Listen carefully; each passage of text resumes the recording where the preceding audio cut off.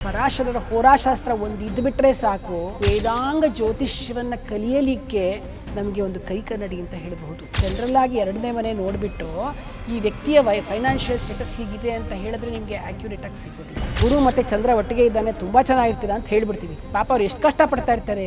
ನಿಮ್ಮ ವಿವಾಹದ ಸ್ಥಿತಿಗತಿಗಳನ್ನ ನೋಡಬೇಕು ಅಂದ್ರೆ ಕೇವಲ ಸಪ್ತಮ ಸ್ಥಾನವನ್ನು ನೋಡಿದ್ರೆ ಸಾಲದು. ಅವ್ರು ಒಂದು ನಿಮಿಷ ವ್ಯತ್ಯಾಸದಲ್ಲಿ ಹುಟ್ಟಿರ್ತಾನಲ್ಲ, ಆಗ ನಿಮಗೆ ಆ ಗ್ರಹಗಳ ಪೊಸಿಷನ್ ಇಂದ ಗೊತ್ತಾಗ್ಬಿಡುತ್ತೆ. ಅಷ್ಟು ಚೆನ್ನಾಗಿ ಅವ್ರು ಬರೆದಿದ್ದಾರೆ.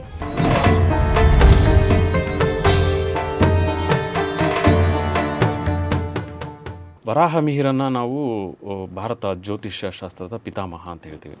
ಅವರು ನಮಗೆ ಕೊಟ್ಟಿರುವಂತಹ ಬೃಹತ್ ಜಾತಕ ಅಥವಾ ಬೃಹತ್ ಸಂಹಿತ, ಪಂಚಸಿದ್ಧಾಂತಿಕ, ಇದು ಒಂದು ಕಡೆ.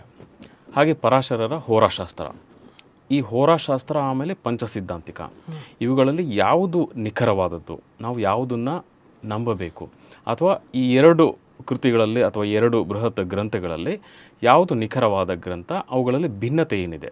ವರಾಹ ಮಿಹಿರರು ಇವರು ವೇದ ಕಾಲದಲ್ಲಿ, ಪರಾಶರರು ವ್ಯಾಸ ಮಹರ್ಷಿಗಳ, ಯಾರು ಗೊತ್ತು ತಾನೆ ನಿಮಗೆ, ವ್ಯಾಸ ಮಹರ್ಷಿಗಳು ಆ ಕಾಲದವರು, ಅವ್ರ ತಂದೆ ಪರಾಶರರು.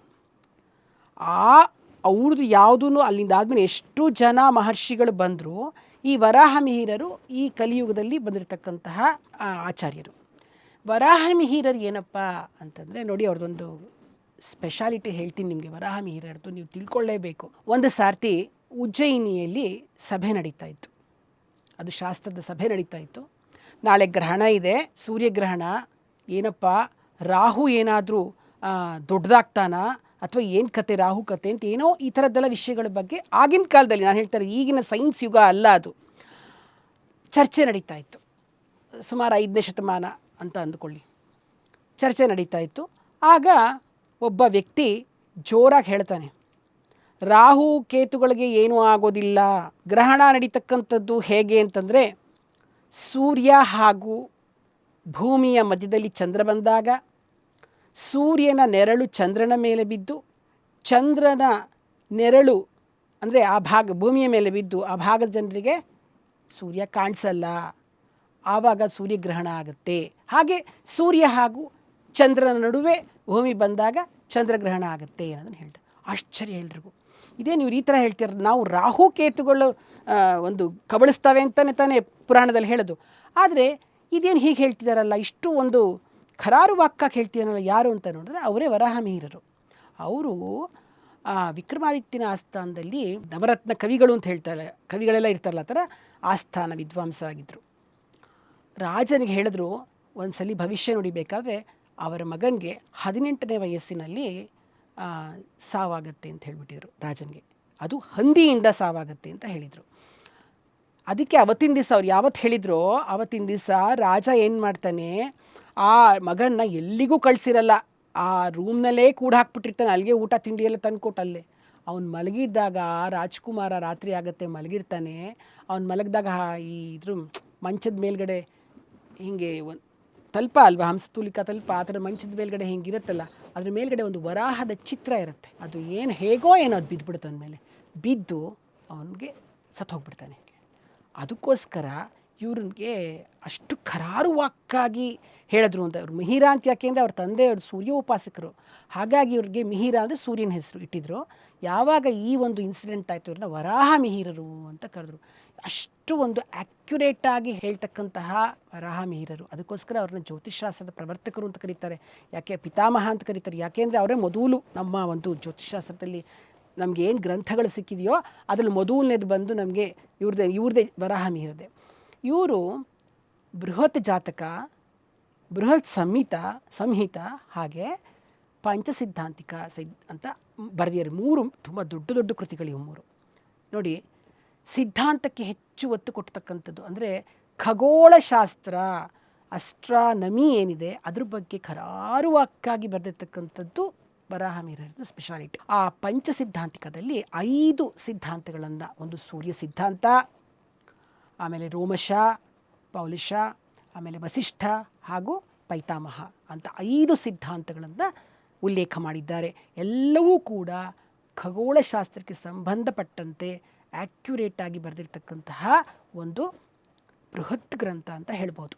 ಇನ್ನು ಬೃಹತ್ ಜಾತಕಾಖ್ಯ ಅಂತ ಇದೆ ವರಾಹಮಿಹಿರರದು. ಅದರಲ್ಲಿ ಅವರು ಎಲ್ಲ ಈ ಗ್ರಹಗಳ ಒಂದು 12 ಮನೆಗಳು, 12 ಭಾವಗಳಲ್ಲಿ ಗ್ರಹಗಳ ಸ್ಥಾನಗಳು, ಈ ಥರವಾಗಿ ಅವರು ಹೋರಾ ಬಗ್ಗೆ ಪೂರ್ತಿ ಬರೆದಿದ್ದಾರೆ. ಹೋರಾ ಅಂದರೆ ಒಂದು ಭಾವವನ್ನು ವಿಶ್ಲೇಷಣೆ ಮಾಡ್ತಕ್ಕಂಥದ್ರ ಬಗ್ಗೆ ಬರೆದಿದ್ದಾರೆ. ಇನ್ನು ಸಂಹಿತಾದಲ್ಲಿ, ಬೃಹತ್ ಸಂಹಿತಾದಲ್ಲಿ ವರಾಹಮಿಹಿರರು ಏನು ಮಾಡಿದ್ದಾರೆ ಅಂತಂದರೆ, ಈ ಮಳೆ ಬೆಳೆ ಹೇಗಾಗ್ತಕ್ಕಂಥದ್ದು, ಆಕಾಶದಲ್ಲಿ ಧೂಮಕೇತುಗಳು ಬರ್ತಕ್ಕಂಥದ್ದು, ಈ ರೀತಿಯ ಪ್ರಕೃತಿಯ ವಿಷಯಗಳೆಲ್ಲವನ್ನು ಅದರಲ್ಲಿ, ವಾಸ್ತುಶಾಸ್ತ್ರ ಎಲ್ಲವನ್ನ ಅದರಲ್ಲಿ ಕೊಟ್ಟಿದ್ದಾರೆ ಬೃಹತ್ ಸಂಹಿತಾದಲ್ಲಿ. ಹೀಗೆ ಎಷ್ಟು ಚೆನ್ನಾಗಿ ಬರೆದಿದ್ದಾರೆ ವರಾಹಮಿಹಿರರು ಅಂತಂದರೆ, ಅದನ್ನು ಓದಬೇಕು ನೀವು, ಪುಸ್ತಕ ಒಂದು ಸಾರ್ತಿ ಓದಬೇಕು. ಯಾವ ರೀತಿ ಅವ್ರು ಬರೆದಿದ್ದಾರೆ ಅಂತಂದರೆ ಭಾಳ ಸಂತೋಷ ಆಗುತ್ತೆ, ಅಷ್ಟು ಡೀಟೇಲಾಗಿ ಬರೆದಿದ್ದಾರೆ. ಅವರು ಬರೆದಿರ್ತಕ್ಕಂತಹ ಪುಸ್ತಕಗಳನ್ನೆಲ್ಲ ಕಾಶ್ಮೀರದ ಒಬ್ಬ ವಿದ್ವಾಂಸನಾಗಿರ್ತಕ್ಕಂಥ ಭಟ್ಟೋತ್ಪಲ ಅಂತಕ್ಕಂಥವ್ರು ಅದಕ್ಕೆ ವ್ಯಾಖ್ಯಾನವನ್ನು ಮಾಡಿ ಅವರದನ್ನು ಚಿಂತಾಮಣಿ ಅನ್ನೋ ಗ್ರಂಥದಲ್ಲಿ ಅದನ್ನೆಲ್ಲ ಈ ವರಾಹಮಿಹಿರರದು ಪುಸ್ತಕದ ಬಗ್ಗೆ ವ್ಯಾಖ್ಯಾನವನ್ನು ಬರೆದಿದ್ದಾರೆ ಚಿಂತಾಮಣಿ ಅನ್ನೋ ಗ್ರಂಥದಲ್ಲಿ.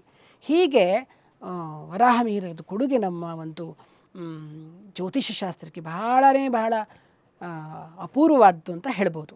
ಇನ್ನು ಇವ್ರು ನೀವು ಕೇಳಿದ್ರಿ ಪರಾಶರರ ಹೋರಾಶಾಸ್ತ್ರ ತುಂಬ ಒಂದು ಏನು ಹೇಳ್ತೀವಿ, ಆ ಪರಾಶರರ ಹೋರಾಶಾಸ್ತ್ರ ಒಂದು ಇದ್ದುಬಿಟ್ರೆ ಸಾಕು, ಪೂರ್ತಿಯಾಗಿ ಒಂದು ವೇದಾಂಗ ಜ್ಯೋತಿಷ್ಯವನ್ನು ಕಲಿಯಲಿಕ್ಕೆ ನಮಗೆ ಒಂದು ಕೈಕನ್ನಡಿ ಅಂತ ಹೇಳಬಹುದು. ಎಷ್ಟು ಚೆನ್ನಾಗಿ ನೋಡಿ, ಬರೀ 12 ಭಾವಗಳನ್ನು ಕೊಟ್ಟುಬಿಟ್ಟು ನೀವು ಆ 12 ಭಾವನ ಅನಲೈಸ್ ಮಾಡಿಬಿಡಿ ಅಂತ ಹೇಳಿಬಿಟ್ರೆ ಅಷ್ಟು ಸರಿಯಾಗಿ ನಿಮಗೆ ಆ್ಯಕ್ಯುರೇಟಾಗಿ ಸಿಗಲಿಕ್ಕೆ ಸಾಧ್ಯ ಇಲ್ಲ. ಅವ್ರು ಅದಕ್ಕೆ ಏನು ಮಾಡ್ತಾರೆ ಗೊತ್ತಾ, ವರ್ಗ ಕುಂಡಲಿಗಳು ಅಂತ 12 ಭಾವಗಳನ್ನೂ ಕೂಡ ಡಿವೈಡ್ ಮಾಡ್ತಾರೆ. ಒಂದೊಂದು ಭಾವವನ್ನು ಡಿವೈಡ್ ಮಾಡ್ತಾರೆ. ನೋಡಿ D1 ಅಂತ, ನಾನು ಸುಮ್ಮನೆ ಒಂದು ಎಕ್ಸಾಂಪಲ್ ಕೊಡ್ತೀನಿ. D1 ಅಂತಂದರೆ ಲಗ್ನ, ರಾಶಿ, ಯಾವುದು ಲಗ್ನ ಆಗಿರುತ್ತೆ ಅದ್ರ ಬಗ್ಗೆ ಹೇಳ್ತಕ್ಕಂಥದ್ದು, ವ್ಯಕ್ತಿಯ ಬಗ್ಗೆ ಹೇಳಲಿಕ್ಕಾಗತ್ತೆ. ಇನ್ನು 2ನೇ ಮನೆಯನ್ನು 2 ಭಾಗ ಮಾಡ್ತಾರೆ. ಅಂದರೆ ಒಂದೊಂದು ಮನೆಯು 30 ಡಿಗ್ರಿಯ ಒಂದು ವ್ಯಾಪ್ತಿಯಲ್ಲಿರುತ್ತೆ, ಒಂದೊಂದು ರಾಶಿ 30 ಡಿಗ್ರಿ ವ್ಯಾಪ್ತಿಯಲ್ಲಿರುತ್ತೆ. ಆ 2ನೇ ಮನೆಯನ್ನು ವ್ಯಕ್ತಿ ಯಾವ ಲಗ್ನದಲ್ಲಿ ಹುಟ್ಟಿರ್ತಾನೋ ಅವನ ಲಗ್ನದ 2ನೇ ಭಾವವನ್ನು 2 ಭಾಗಗಳನ್ನಾಗಿ ಮಾಡ್ತಕ್ಕಂಥದ್ದು. ಒಂದು ಸೂರ್ಯ ಹೋರ, ಇನ್ನೊಂದು ಚಂದ್ರ ಹೋರ ಅಂತ. ಅದರಿಂದ ಅವನ ಒಂದು ಫೈನಾನ್ಷಿಯಲ್ ಸ್ಟೇಟಸ್ನ ಆ್ಯಕ್ಯುರೇಟಾಗಿ ತಿಳ್ಕೊಳ್ಬೋದು. ಸುಮ್ಮನೆ ನಾವೀಗ ಜನರಲ್ಲಾಗಿ 2ನೇ ಮನೆ ನೋಡಿಬಿಟ್ಟು ಈ ವ್ಯಕ್ತಿಯ ಫೈನಾನ್ಷಿಯಲ್ ಸ್ಟೇಟಸ್ ಹೀಗಿದೆ ಅಂತ ಹೇಳಿದ್ರೆ ನಿಮಗೆ ಆ್ಯಕ್ಯುರೇಟಾಗಿ ಸಿಗೋದಿಲ್ಲ. ಅದಕ್ಕೋಸ್ಕರ ವರ್ಗ ಕುಂಡಲಿಯಲ್ಲಿ D2 ಅನ್ನು ನೋಡಿದಾಗ, D2 ಅಂತಂದರೆ 2 ಭಾಗ ಮಾಡಿರ್ತಕ್ಕಂಥದ್ದು ಅಂತ ಒಂದು ಮನೆಯನ್ನು. ಆ ಹೋರ ಏನು ನಾವು ರವಿ ಮತ್ತು ಚಂದ್ರನ ಒಂದು ಹೋರ ನೋಡ್ತೀವಲ್ಲ 2ನೇ ಮನೆ ಮಾಡಿದಾಗ, ಅದರಲ್ಲಿ ನೋಡಿದಾಗ D2 ನೋಡಿದಾಗ ನಮಗೆ ವ್ಯಕ್ತಿಯ ಯಾವ ರೀತಿಯ ಫೈನಾನ್ಸ್ ಅವನಿಗೆ ಸ್ಟೇಟಸ್, ಫೈನಾನ್ಷಿಯಲ್ ಸ್ಟೇಟಸ್ ಇದೆ. ಎಷ್ಟೊಂದು ಸಲ ಅಂದ್ಕೋತಾ ಇರ್ತೀವಿ 2ನೇ ಮನೆ ಅಧಿಪತಿ ತುಂಬ ಚೆನ್ನಾಗಿ, ನಿಮಗೆ ದುಡ್ಡು ಚೆನ್ನಾಗಿ ಬರುತ್ತೆ ಹೋಗಿ ಅಂತ. ಆದರೆ ಅವ್ರಿಗೆ ಅಂದ್ಕೊಂಡಷ್ಟು ದುಡ್ಡು ಬರ್ತಿರಲ್ಲ. ಯಾಕೆ ನಿಮಗೆ ಮೇಲ್ನೋಟಕ್ಕೆ ಗೊತ್ತಾಗಲ್ಲ. ಆದರೂ ಒಳಕ್ಕೆ ಹೋಗಬೇಕು ಅಂತಂದರೆ ಪರಾಶರರು ಕೊಟ್ಟಿರ್ತಕ್ಕಂತಹ ಈ ವರ್ಗ ಕುಂಡಲಿಯಿಂದ ನಮಗೆ ಗೊತ್ತಾಗುತ್ತೆ. ಹಾಗೆ ನಾವು D3 ಅಂತ ಅಂದರೆ ದ್ರೇಕಾಣ ಅಂತ, ಅಂದರೆ 3ನೇ ಭಾವವನ್ನು 3 ಭಾಗವನ್ನಾಗಿ ಮಾಡ್ಕೊಳ್ತಕ್ಕಂಥದ್ದು. ಅದೆಲ್ಲ ಒಂದು ಫಾರ್ಮುಲಾಸ್ ಇದೆ. ಅದು ಮಾಡ್ಕೊಂಡಾಗ ಅದರಿಂದ ಏನು ನೋಡ್ತೀವಿ, ಏನು ಗೊತ್ತಾ, ನಿಮ್ಗೆ ತುಂಬ ಆಶ್ಚರ್ಯ ಅನಿಸುತ್ತೆ. ವ್ಯಕ್ತಿ ಯಾವ ದ್ರೇಕಾಣದಲ್ಲಿ ಸಾಯ್ತಾನೆ, ದ್ರೇಕಾಣ ನೋಡಿಕೊಂಡು ಯಾವುದರಲ್ಲಿ ಅವನು ಸಾಯ್ತಾನೆ, ಹೇಗೆ ಸಾಯ್ತಾನೆ ಅನ್ನೋದನ್ನು ನಾವು ಕಂಡುಹಿಡ್ಕೊಬೋದು D3ನಲ್ಲಿ ದ್ರೇಕಾಣದಿಂದ. ಹಾಗೆ D4 ಬಂದು ವ್ಯಕ್ತಿಯ ಒಂದು ಏನು ಮನೆ, ಯಾವ ಥರ ಮನೆ ಕಟ್ತಾನೆ. ಸುಮ್ಮನೆ ನಾವು ಜಸ್ಟ್ ಒಂದು ಕುಂಡಲಿ ಹಾಕ್ಬಿಟ್ಟು 4ನೇ ಮನೆ ನೋಡಿಬಿಟ್ಟು ಇಂಥ ಮನೆ ಕಟ್ತಾನೆ ಅಂತ ನಾವು ಆ್ಯಕ್ಯುರೇಟಾಗಿ ಹೇಳೋಕ್ಕಾಗಲ್ಲ. ಜನರಲ್ ಪ್ರಿಡಿಕ್ಷನ್, ಈಗ ನೀವು ಹೇಳ್ತಿರಲ್ಲ ಈಗ ಒಂದು ವಾರದಲ್ಲಿ ಕಲಿಸ್ಕೊಟ್ಬಿಡ್ತೀನಿ ಅಂತ ಹೇಳ್ತಾರಲ್ಲ, ಅದೆಲ್ಲ ನೀವು ಬರೀ ಒಂದು ಕುಂಡಲಿ ಹಾಕ್ಕೊಂಡ್ಬಿಟ್ಟು ಪಟ್ ಅಂತ 1ನೇ ಮನೆ, 2ನೇ ಮನೆ, 3ನೇ ಮನೆ, 12 ಮನೆ ಕಲ್ತ್ಕೊಂಡ್ಬಿಟ್ರೆ ಅಲ್ಲಿ ನೀವು ಜಾತಕ ಹೇಳ್ಬಿಡ್ಬೋದು ನಾವು. ಆದರೆ ಈ ಒಂದು ಪರಾಶರರ ಹೋರಾಶಾಸ್ತ್ರದಲ್ಲಿ ಇರ್ತಕ್ಕಂತಹ ವರ್ಗ ಕುಂಡಲಿಯ ಒಂದು ವಿಭಜನೆಯ ಒಂದು ಸಿಸ್ಟಮ್ನ ನೋಡಿದಾಗ ಎಷ್ಟು ಆ್ಯಕ್ಯುರೇಟಾಗಿ ನಮಗೆ ಆನ್ಸರ್ ಸಿಗುತ್ತೆ ಅಂತಂದರೆ, ನೋಡಿ ಮನೆಯದು D4 ಆಯಿತು. ಹಾಗೆ ಸುಮ್ಮನೆ ಹೇಳ್ತಾ ಹೋಗ್ತೀನಿ. D6 ಬಂದು ಆರೋಗ್ಯಕ್ಕೆ, D7 ಬಂದು ಮಕ್ಕಳಿಗೆ. ಎಂಥ ಮಕ್ಕಳು, ಈಗ ನಾವು ಬರೀ ಪಂಚಮ ಭಾವವನ್ನು ನೋಡಿಬಿಟ್ಟು ಮಕ್ಕಳ ಬಗ್ಗೆ ಪೂರ್ತಿ ಸರಿಯಾಗಿ ಹೇಳಲಿಕ್ಕಾಗಲ್ಲ. D7ನಲ್ಲಿ ಮಕ್ಕಳ ಬಗ್ಗೆ ಹೇಳ್ಬೋದು. ಇನ್ನು ನೀವು ನೋಡಿರಬಹುದು, ಒಂದು ಕುಂಡಲಿ, ಯಾರಾದರೂ ಒಂದು ಜಾತಕ ಕಳಿಸಿದ್ರೆ ರಾಶಿ ಕುಂಡಲಿ ಮತ್ತು ನವಾಂಶ ಕುಂಡಲಿ ಅಂತ 2 ಕುಂಡಲಿ ಇದ್ದೇ ಇರುತ್ತೆ, ನೋಡಿರ್ತೀರ ನೀವು. ನೀನು ಬೇರೆ ಯಾವುದು ಹಾಕಿರೋದಿಲ್ಲ. ಜನರಲ್ಲಾಗಿ ನೀವು ಮೊದಲಿಂದ ಹಿಂದಿನ ಕಾಲದಿಂದಲೂ ಬರೀ 2 ಇರೋದು. ಆದರೆ ಇವರು ಪರಾಶರರು ಅದನ್ನು ಏನು ಮಾಡು, ಎಷ್ಟೊಂದು ಕುಂಡಲಿಯಾಗಿ 30 D60 ತನಕನೂ ಮಾಡಿಕೊಟ್ರು ಅವರು. D60 ತನಕನೂ ಅಂಶಗಳನ್ನು ಮಾಡಿಕೊಟ್ರು. ಅದರಲ್ಲಿ D9 ಬಂದೇನು ಅಂತಂದರೆ ವಿವಾಹ. ನಿಮ್ಮ ವಿವಾಹದ ಸ್ಥಿತಿಗತಿಗಳನ್ನು ನೋಡಬೇಕು ಅಂದರೆ ಕೇವಲ ಸಪ್ತಮ ಸ್ಥಾನವನ್ನು ನೋಡಿದ್ರೆ ಸಾಲದು, D9 ನೋಡಬೇಕು, ನವಾಂಶವನ್ನು ನೋಡಬೇಕು. ಎಷ್ಟು ಒಳಹೊಕ್ಕಿ ನಾವು ಅಸ್ಟ್ರಾಲಜಿನ ಅಭ್ಯಾಸ ಮಾಡಬೇಕಾಗುತ್ತೆ.